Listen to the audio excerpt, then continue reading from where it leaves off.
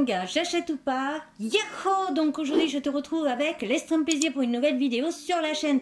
On va parler de 4 extraits mangas et si je les achète ou pas dans cette vidéo. On a 2 mangas des éditions Manabook et on va avoir 2 mangas des éditions Kana. Et particularité pour les éditions Kana, ce sont 2 mangas écrits par la même personne. Donc on va commencer avec le manga Le diable s'habille en papa, une éducation d'enfer pour le plus grand des héros. Kakyu est un diable de rang inférieur ayant survécu en enfer pendant plus de 2000 ans, durant lequel il a développé une force phénoménale après s'être retrouvé au milieu d'une querelle entre Satan et Zeus.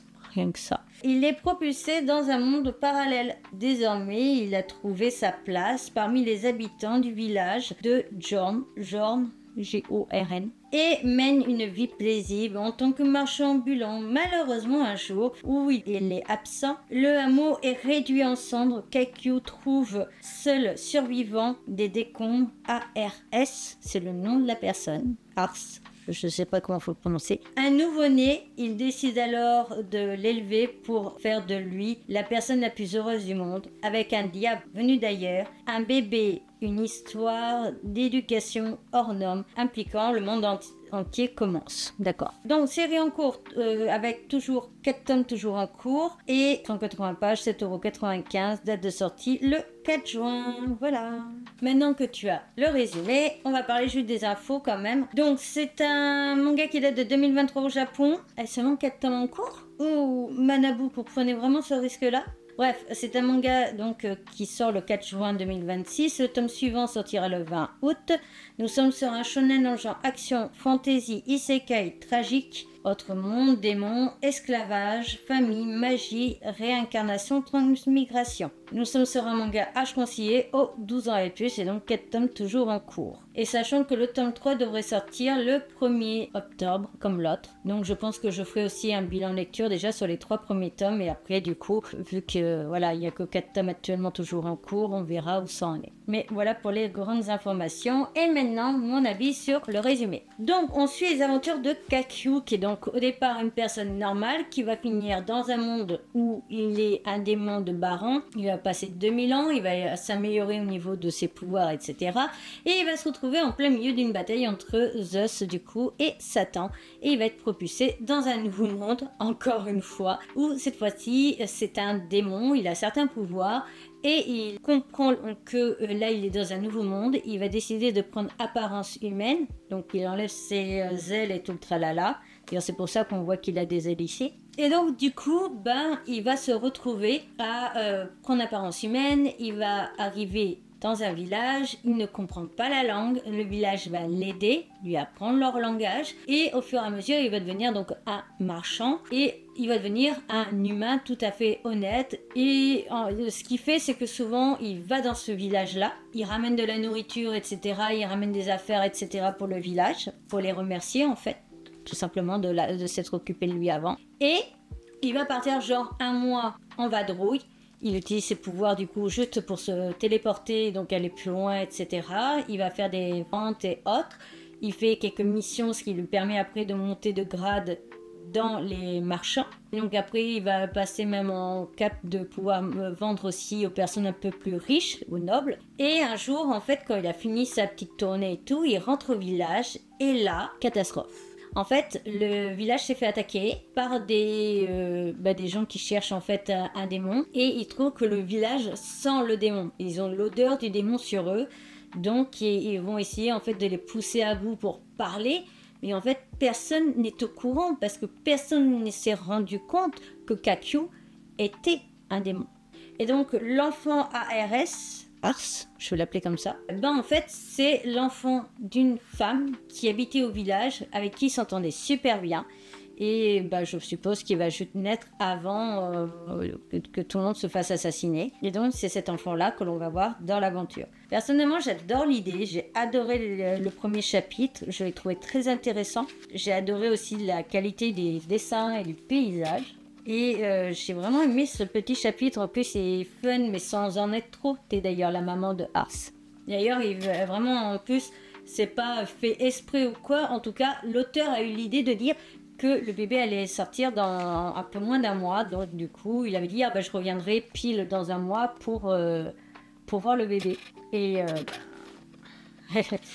voilà, hein, il n'y a pas eu de chance. Et en plus, on voit bien que dans l'histoire, que les villageois l'adoraient. Lui, il adorait aussi les villageois. Il avait vraiment créé un vrai lien avec eux. Et c'était pas que par intérêt ou autre. Et c'est ça que j'ai su apprécier dans l'histoire. Ça, du coup, il essaie de savoir qui les a tués. Donc, il utilise ses pouvoirs. Et donc, il voit bien que c'est des espèces de chevaliers, tout ça, qui ont cherché à le retrouver. J'adore l'expression du visage qui est très très bien travaillée. Donc du coup, en tout cas, très très hâte de lire l'intégralité de cette série. En tout cas, les 3 premiers tomes qui sortiront du coup d'ici le 1er octobre. Et en attendant, j'espère en tout cas que je t'ai donné envie de t'y intéresser parce que moi, il a l'air juste pépite. Vraiment, j'ai trop hâte. On continue du coup la vidéo avec l'extrait numéro 2 et c'est le titre Métaphore. Et donc, nous sommes sur un titre qui date de 2025 au Japon. 2026 du coup en France, il sortira le 2 juillet. Nous sommes sur un manga toujours en cours avec 4 tomes au prix de 7,95 €, âge conseillé aux 12 ans et plus. Et nous sommes dans le genre action, aventure, fantasy, fée, magie, monstres et royauté. Rien que ça. Pour ce qui est du résumé, Will, un jeune homme de la tribu Elda, part en... Alors, un jeune homme, moi j'ai cru que c'était une fille. Tout va bien. Bon, c'est moi qui dis ça.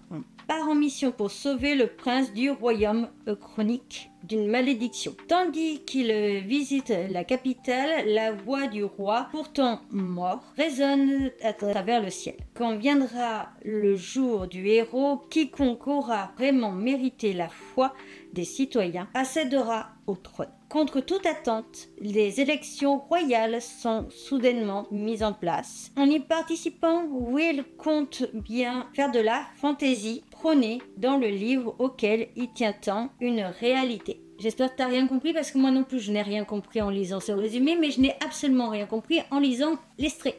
Donc moi de ce que j'ai vu dans un extrait, c'était qu'on était avec une personne du coup que je pensais être un garçon qui est accompagné d'une petite fée. Au tout début ils se font attaquer par des monstres ou des gens, mais en tout cas ils étaient dans une sorte de calèche et on les a attaqués. Il y a eu un petit souci, ils sont tombés du coup d'une falaise et ils essayent du coup de trouver leur chemin, aller dans un village, voilà, ils essaient de trouver leur chemin pour rentrer chez eux en gros. Et on va les voir arriver dans un village. Et en ce qui concerne après les petits détails, eh ben figure-toi que je n'ai absolument rien compris, que du coup la qualité de dessin était sympa mais pas transcendante, et que moi si tu me perds dès le début à pas comprendre pourquoi du coup on commence par là, pourquoi on atterrit directement sur pourquoi ils sont tombés de la falaise et qu'ils ont été séparés de tout le monde, etc. alors qu'on aurait pu faire un début autrement et compagnie. L'histoire après, le fait que ça soit, on sait pas trop qui ils sont. Est-ce que lui c'est un humain? Est-ce que c'est autre chose? Pourquoi il y a une fée?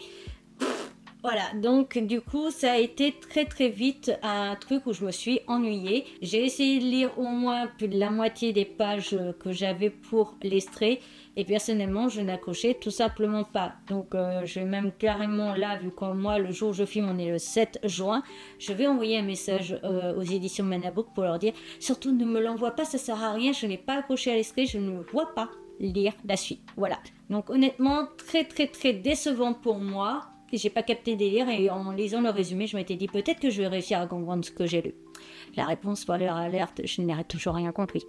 Voilà, donc on va attaquer déjà au manga des éditions Kana. On continue du coup la vidéo avec nos déviés de Senshiro. Oh putain, je l'ai abîmé, fait chier. On continue la vidéo avec No Devil de Senshiro, un mangaka français qui a une autre de disponible en France. Et on va en parler justement aussi dans cette vidéo. Donc pour No Devil, c'est un manga qui est sorti le 17 avril. Le tome 2 sortira le 18 septembre. Nous sommes sur un manga du coup français dans le genre action fantastique et romance, démons et malédictions. Et nous sommes au prix de 8,10 €. Lucie rêve de devenir une rockstar. Avec cette guitare sur le dos, elle se rend au conservatoire pour une audition.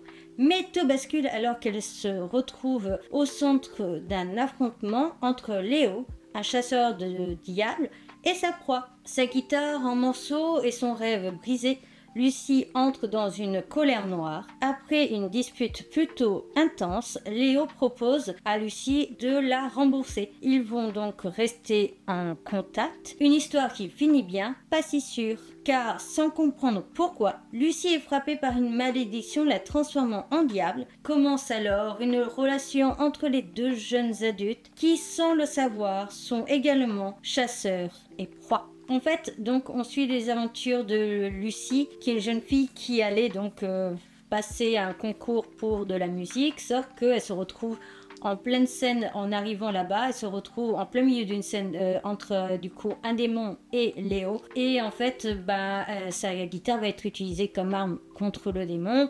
Et du coup, sa guitare, elle est cassée. Comme Léo est coupable forcément, elle va s'énerver, elle va lui dire donc ce qu'elle pense et tout ça, et il va lui donner son numéro de téléphone pour rester en contact et pour pouvoir la rembourser. Malheureusement, en fait, quasiment une heure après, elle se retrouve en ville et elle ne sait pas comment ça se fait. En fait, elle a du coup des cornes de démons qui lui ont poussé et malheureusement, en fait, elle se transforme en démon. Mais quand elle le voit, elle lui dit « Je suis pas un démon, je comprends pas ce qui m'arrive, mais j'étais humaine il y a 5 minutes, etc. » Lui, forcément, va avoir du mal à la croire. Mais c'est ça, au niveau du scénario, que l'on va avoir, du coup, au niveau de l'histoire. Je tiens à préciser que je l'ai lu, l'extrait, il y a bien un bon mois. Donc vraiment c'est assez flou dans ma tête, mais c'était quand même un extrait que j'ai adoré. J'ai adoré la qualité de dessin, j'ai adoré les scènes de combat, je le trouve très très beau d'ailleurs. Donc là on le voit sans son masque, c'est normalement ils ont un masque pour garder leur anonymat. Du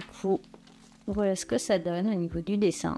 Et j'ai vraiment aimé l'histoire, j'ai adoré l'idée, le scénario, l'apparence des personnages. En plus, un manga sur la musique, ça fait du bien parce que c'est assez rare. En plus, elle contrôle rien du tout. Donc là, elle est en train de redevenir humaine. Là, on la voit de dos, du coup, en tant que démon. Elle voit dans son reflet, donc là, on la voit d'ailleurs essayer de retirer sa corne, de l'arracher, carrément. Juste après, elle lui dit « Je ne maîtrise rien, je ne suis pas un diable, il doit avoir un malentendu. » Donc, très très hâte de découvrir cette nouvelle œuvre. Et donc, maintenant, on va passer à l'ancienne œuvre qui est déjà terminée, du coup, par cet auteur. Donc, en ce qui concerne l'autre manga de l'auteur, c'est Sweet Concrete. Je ne sais jamais comment il faut le prononcer. C'est un manga du coup qui est en 3 tomes. Le dernier tome est sorti en octobre 2022. Donc il y a eu quand même pas mal de temps entre les deux histoires. Nous sommes genre aventure, comédie, combat. Et le prix était de 8,10 €. Une flic fonceuse, un mercenaire futé et une gamine attachante vont devoir unir leurs forces là où ne règne aucune loi. Dans la mégapole de ciel azur, pour préserver les apparences, la vérité est parfois étouffée. À ça, une jeune policière éprise de la justice voit sa curiosité piquée lorsqu'elle découvre l'arme de service de son défunt père avec un étrange symbole gravé sur le canon. Au fil de ses recherches, Asa comprend que pour découvrir la vérité sur le mystère qui entoure la mort de son père, elle devra se rendre à la citadelle, un mystérieux ghetto où règne le crime et où les lois de la nature ne semblent pas s'appliquer. Honnêtement, pour avoir lu cet extrait, je te dirais très clairement que celui-ci, par contre, je sais, je l'ai déjà présenté et je t'avais dit exactement la même chose que je m'apprête à dire. Tout simplement, je n'ai pas du tout accroché au délire, je n'ai pas du tout accroché à l'histoire et je n'aime pas du tout même la qualité du dessin. Je trouve qu'il y a une énorme différence entre les deux dessins. D'ailleurs, ce qui est positif pour finalement l'auteur, parce que ça montre bien qu'avec les années, il s'est beaucoup amélioré, très clairement.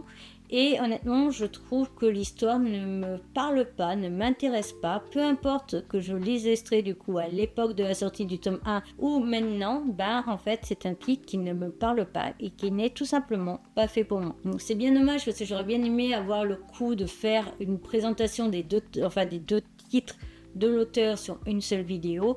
Mais la première œuvre continue à ne pas m'être destinée tout simplement. Voilà. Cette vidéo Extreme Manga, j'achète ou pas, avec 2 titres de Manabu et 2 titres de Kana, donc à présent terminé. J'espère de tout mon cœur qu'elle t'aura plu. Si c'est le cas, n'hésite pas, comme d'hab, like, comment, partage Et n'oublie pas du coup aussi de t'abonner, c'est rapide, gratuit et ça me ferait extrêmement plaisir. Et pense bien à activer la cloche pour être informé de chaque sortie de vidéo. Ici tu as ma tête de panda, mes réseaux sociaux et mes 2 comptes Vinted. Ici tu as la précédente vidéo Extrême Manga, j'achète ou pas. Et ici la playlist. Je te retrouve donc bientôt pour une nouvelle aventure et je te retrouve très vite pour la présentation de nouveaux mangas. Et aussi très vite pour une nouvelle vidéo Extrême Manga. Sur ce, bye bye!